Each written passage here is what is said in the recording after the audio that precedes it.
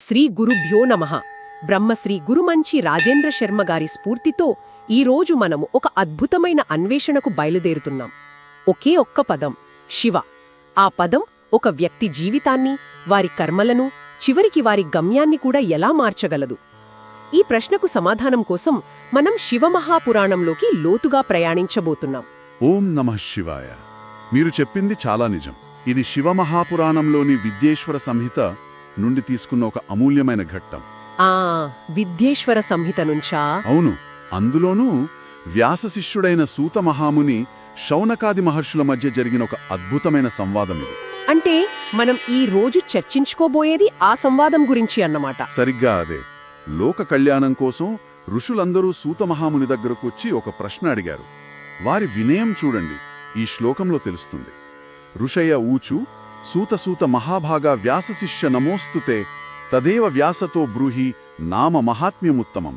ఎంత వినయంగా అడిగారు. దీని భావమేంటండి? ఓ మహాత్మా, వ్యాస భగవానుడి శిష్యుడవైన సూత, మీకు మా నమస్కారాలు.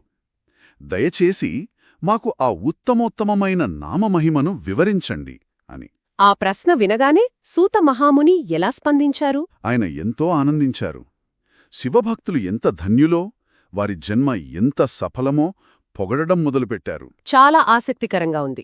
సరే, అసలు విషయంలోకొస్తే శివ అనే రెండక్షరాల పదాన్ని పలకడం వల్ల కలిగే తక్షణ ప్రభావం ఏంటి? అంటే ఇమ్మీడియట్ బెనిఫిట్ ఏంటి? సూత మహాముని దీనికి చాలా సులభంగా అర్థమయ్యే ఒక ఉదాహరణిచ్చారు. ముఖేయస్య శివనామ సదాశివ శివేతి చ పాపాని నస్పృశంత్యేవ ఖదిరాంగారకం యథా. అంటే ఎండిన కట్టెలతో చేసిన నిప్పుకొణికను చెదపురుగులు ఎలాగైతే తాకలేవో తాకలేవు, అలాగే ఎవరి నోటిలోనైతే సదాశివ శివ అనే నామం నిరంతరం ఉంటుందో వారిని పాపాలు కనీసం తాకలేవు కూడా. అద్భుతం. అంటే ఆ నామం మన చుట్టూ ఒక రక్షణ కవచంలా, ఒక ఫైర్వాల్లాగా పనిచేస్తుందన్నమాట. సరిగ్గా అదే పదం. ఒక అగ్ని కవచంలా పనిచేస్తుంది. బాగుంది. ఈ కవచం భవిష్యత్తులో మనల్ని పాపాలు అంటకుండా కాపాడుతుంది. కాని నాకు, వినేవారికి కూడా ఒక సందేహం వస్తోంది. అడగండి. మరి మనం ఇప్పటికీ చేసిన పాపాల సంగతేంటి? అంటే మన ఖాతాలో పేరుకుపోయిన పాత కర్మలు, ఈ కవచం వాటిని కూడా శుద్ధి చేయగలదా? చాలా చాలా కీలకమైన ప్రశ్న అడిగారు. శివనామం కేవలం రక్షణ కవచం మాత్రమే కాదు, అదొక ప్రళయాగ్ని కూడా. ప్రళయాజ్ఞ? అవును. పేరుకుపోయిన పాపాల కోసం దాని రూపం మారుతుంది. పురాణం దీని గురించి ఎంత శక్తివంతంగా చెబుతోందంటే, శివేతి నామ దావాగ్నేర్ మహాపాతక పర్వతాః భస్మీభవంతి అనాయాసాత్ సత్యం సత్యం న సంశయః. అబ్బా, వింటుంటేనే ఒళ్ళు గగుర్పాటుకులోనవుతోంది. మహాపాతకాలనే పర్వతాలు అంటున్నారు. అవును. శివ అనే నామమనే దావాగ్ని అంటే కార్చిచ్చు ముందు మహాపాతకాలనే పర్వతాలు కూడా చాలా సులభంగా బూడిదైపోతాయట. ఇందులో ఏమాత్రం సంశయం లేదు అని సూతుడు 2 సార్లు సత్యం సత్యం అని నొక్కి చెబుతున్నారు కలా. అవును. ఆ నమ్మకాన్ని మనలో కలిగించడానికి. ఇది చాలా శక్తివంతమైన రూపకం. అయితే పాపమనేది కేవలం ఒక చర్య కాదు కదా, దాని వెనుక దుఃఖం అనే ఒక పరిణామం కూడా ఉంటుంది. మరి ఈ దావాడ్ని ఆ పాప కర్మలతో పాటు వాటి వల్ల వచ్చే దుఃఖాన్ని కూడా దహించివేస్తుందా? నిశ్చయంగా.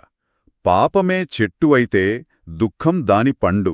చెట్టునే నరికితే పండెక్కడిది? నిజమే. సూత మహాముని ఇదే విషయాన్ని స్పష్టం చేశారు. పాపమూలాన్ని దుఃఖాని వివిధాన్యపి శౌనక శివ నామైక నశ్యంతి నాణ్యైర్నశ్యంతి సర్వథా. అంటే? ఓ శౌనకాది మహర్షులారా వినండి. పాపాల వల్లే రకరకాల దుఃఖాలొస్తాయి. ఆ దుఃఖాలన్నీ కేవలం ఒక్క శివనామంతోనే నశిస్తాయి. మరే ఇతర మార్గంతోనూ కాదా? మరే ఇతర మార్గంతోనూ అవి పూర్తిగా సర్వనాశనం కావు. నామజపానికున్న ప్రత్యేకత, సంపూర్ణత అదే. ఇది ఒక ఆసక్తికరమైన ఆలోచనకు దారితీస్తోంది. నామజపానికే ఇంత శక్తి ఉంటే మరి సమాజంలో ఒకరి ఆధ్యాత్మిక స్థాయిని ఎలా నిర్ణయించాలి? అంటే కేవలం కర్మకాండలు, యజ్ఞాలు చేసేవారే గొప్పవారా, లేక నామజపాసక్తులకు కూడా ఒక ప్రత్యేక స్థానం ఉందా? చాలా లోతైన ప్రశ్న. చూడండి, ఆ కాలంలోని పరిస్థితులను బట్టి చూస్తే ఈ పురాణవచనం ఒక విప్లవాత్మకమైన ఆలోచన. శాస్త్రమేం చెబుతోందంటే శివనామ జపంపై ఆసక్తి, శ్రద్ధ ఉన్నవాడే అసలైన వైదికుడు. అదా సంగతి. అతడే పుణ్యాత్ముడు, అతడే ధన్యుడు, అతడే నిజమైన పండితుడు. అంటే ఒక వ్యక్తి యొక్క ఆధ్యాత్మిక యోగ్యతను అతని జన్మ కన్నా శివనామం పట్ల అతనుకున్న నిష్ఠే ఎక్కువగా నిర్ధారిస్తోందని పురాణం ఘోషిస్తోందన్నమాట. ఖచ్చితంగా. అంటే శివనామంపై విశ్వాసమనేది ఒక పునాదిలాంటిది. ఆ పునాది మీద కట్టిన భవనంలా వారు చేసే ఇతర పూజలు, దానధర్మాలు మరింత శక్తివంతమవుతాయా? సరిగ్గా అదే. ఏషాం భవతి విశ్వాస శివనామ జపే మునే భవంతి వివిధా ధర్మ తేషాం సద్య ఫలోన్ముఖ.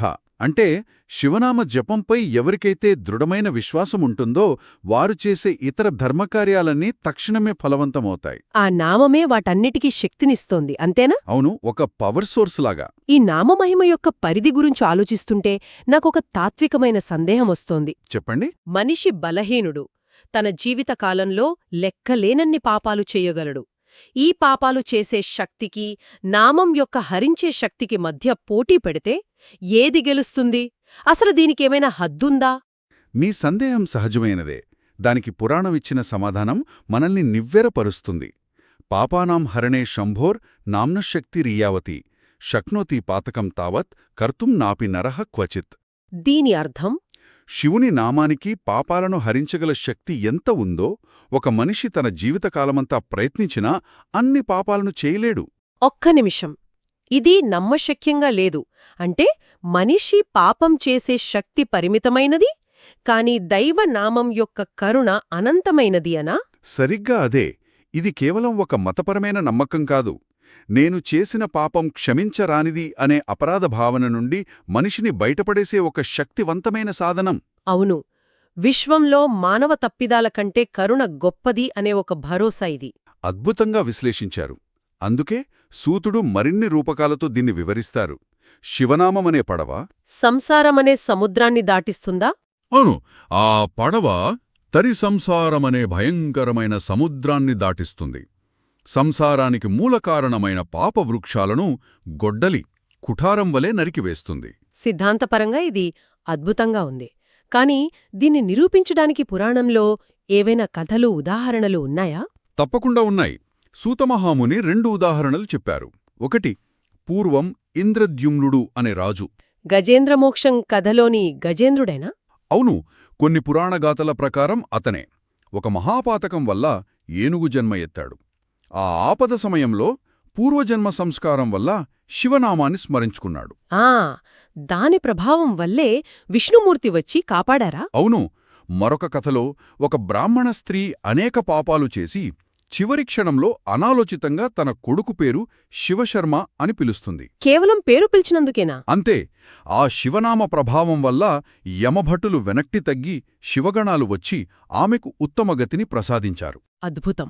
ఈ కథలు నామం యొక్క శక్తికి ఆచరణాత్మక నిదర్శనాలు. సరే, ఇప్పుడు మనం ఓం నమః శివాయ అనే పంచాక్షరీ మంత్రం విషయానికి వద్దాం. సాధారణంగా ఇంత శక్తివంతమైన మంత్రాలకు ఎన్నో కఠినమైన నియమాలు ఉంటాయని వింటూ ఉంటాం. మూల గ్రంథం దీని గురించి ఏం చెబుతోంది? ఇక్కడే సనాతన ధర్మం యొక్క అత్యంత ఉదారమైన కోణం మనకు కనిపిస్తుంది. ఈ మంత్రం సాక్షాత్తు శివుడే సమస్త ప్రాణుల హితం కోసం స్వయంగా ఇచ్చాడు. అహోం నమః శివాయే ఇతి మంత్రమాద్యం శివః స్వయం. ఇది ఆదిమంత్రం.